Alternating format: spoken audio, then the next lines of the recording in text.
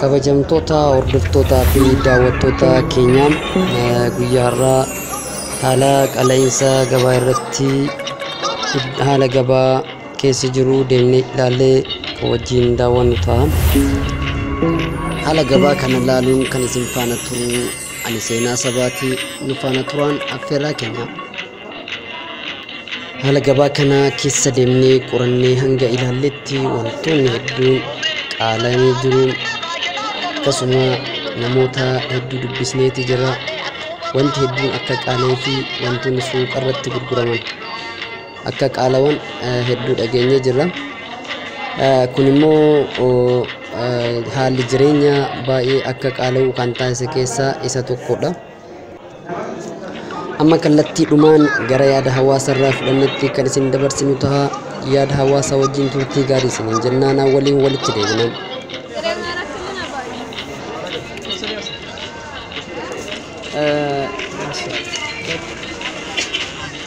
Timaatiin kun meeqa?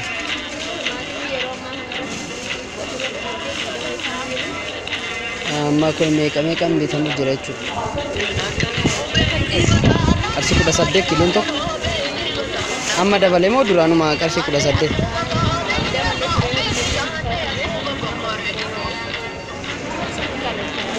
Kaarota maal wajjin?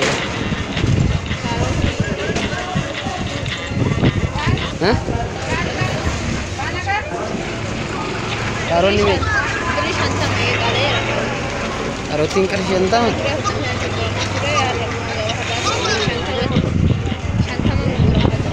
Okay, achi dinnicha maal arguu jira. Qaaraa fi shunkurtaa adii akkasumas shunkurtii diimaan meeqatti gurguramu jira?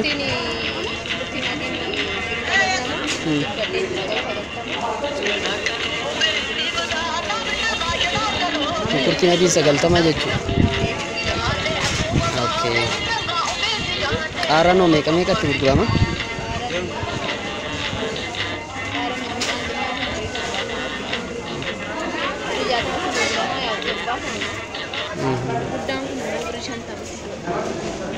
Gurguddaan 50, xiqqaan 70 jedha. Amma haalli shunkurtiin diimaan meeqarra jira?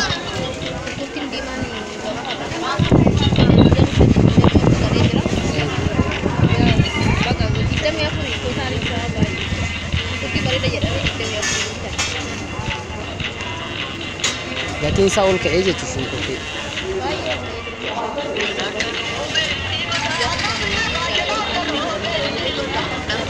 Yeroon itti qarshii 7-8 ture ni yaadatama dhiyeenyatti.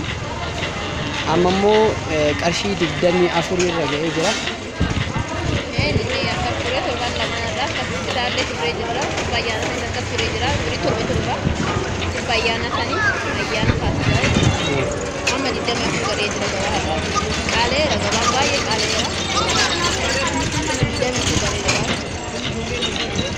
Timaatiin meeqa abbo? Sentu no timaatiin?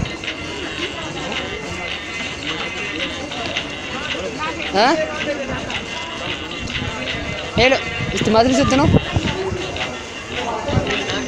18 ammoo wantoota suuqota keessatti gurguraman sababii ilaaludha.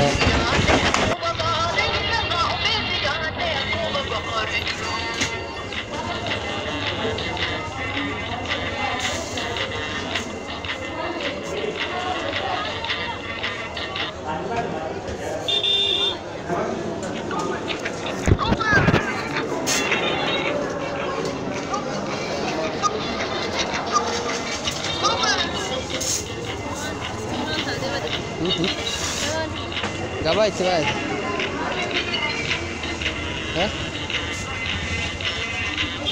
Maal ittiin beeku?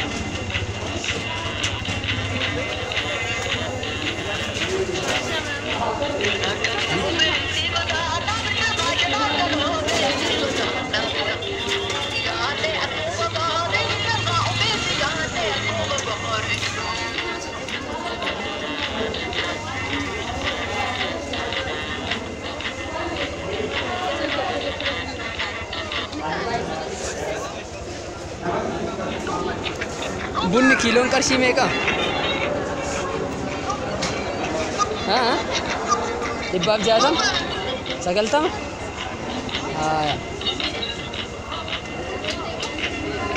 Kun buna baala ni?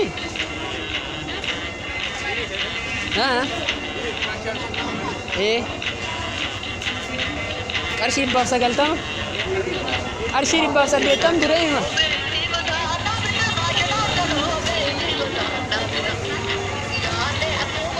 Kuni maali eessa kuni? Kuni moo kabaalee kana malee?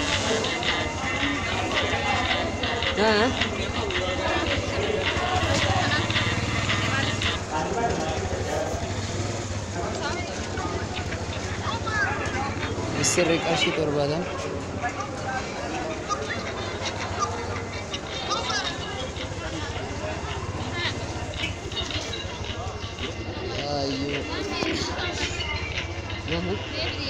Skripto la mucalas kan kia skripto ya salam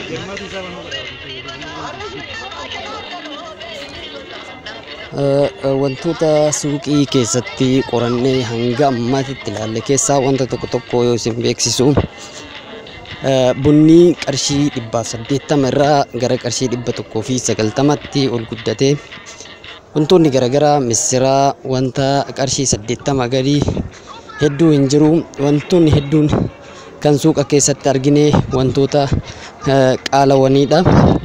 Haalli jireenyaa kun haala kanaan yoo itti fufee biyyattiin garamitti deemti kan jedhu sodaa guddaa waan namatti uumuu fi wanta abdii nama kutachiisudha. Qaamni mootummaatis kana ilaaleetiin furmaata waaraa akka itti kennu asumaan maqaa daawwattoota Oromiyaa Global Miidiyaatiin dhaabna.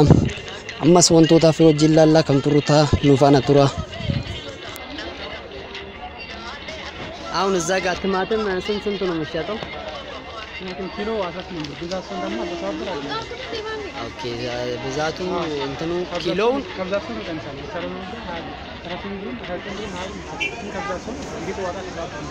ኦኬ ሽንኩርት ምናምን ዘንጀቢል አለ እዚህ ድንች ካሮቶች ምናምን የነሱ ዋጋስ? አሁን ሰለች ዘንጀቢል ተቀጥታው ግማሽ ኪሎ ነው 30 ኪሎ 35 አሁን ብዛት ሲሆን 1 ኪሎ 2 ኪሎ ካንተ በላይ ሲሆን 35 ነው። ኦኬ እንትን ነው ነጭ ሽንኩርት ማለት በፊት ቀንሶ ነበር መልሶ ጨመረ እና በመጀመሪያ ባይታለ መጀመሪያ የሚጠቀመው 80 ብር ነበር። አሁን ደግሞ ካለ 70 ብር ነው። አሁን ኪሎ 80 ብር እንደምትጠቀሙ 70 ብር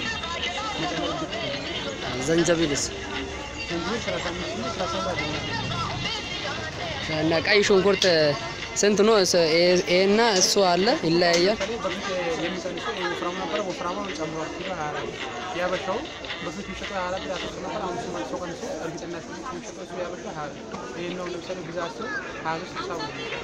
ኦኬ ይሄ 23 ያኛው ደግሞ 20 ብር ነው ማለት ነው። እሺ ሌላ ቃራ ምናምንስ? ቃራ ወፍራሙ ቃራ በፊት የሚሸጠው 60 ብር ነበር። አሁን በጣም ወርዷል። ኪሎ የሚሸጠው አሁን በአሁኑ ሰዓት አሁን ኪሎ የሚሸጠው በብዛት ሲሸጥበት አሁን ተጨረሰው ወደ ግማሽ 15 ነው። 1 ኪሎ ደግሞ ኖርማል ኪሎ ነው 25 ነው እንግዲህ ነው። ኦኬ ቃራው ማለት ነው። kabajamtoota hordoftoota fi daawwattoota keenya haalli gabaa guyyaa har'aa ilaallee kana fakkaata. Wantoonni hedduun qaala'uu isaanii kan argisiisanidha. Wantoota qaalaan kana daffitti furmaanni waaraan akka itti laatamu akkasuma dhaamsa keenya dhaammachaa qophii keenya har'aa kanumaan goolabna. Qophicha beeksuun kan isin faana ture ani Seenaa Sabaati. Sumaan channel YouTube keenya subscribe, like, share gochaa odeeffannoo wayitaawaa fi wantoota barbaachisootaan hedduu argachuu dandeechuun hordofaa isiniin jenna.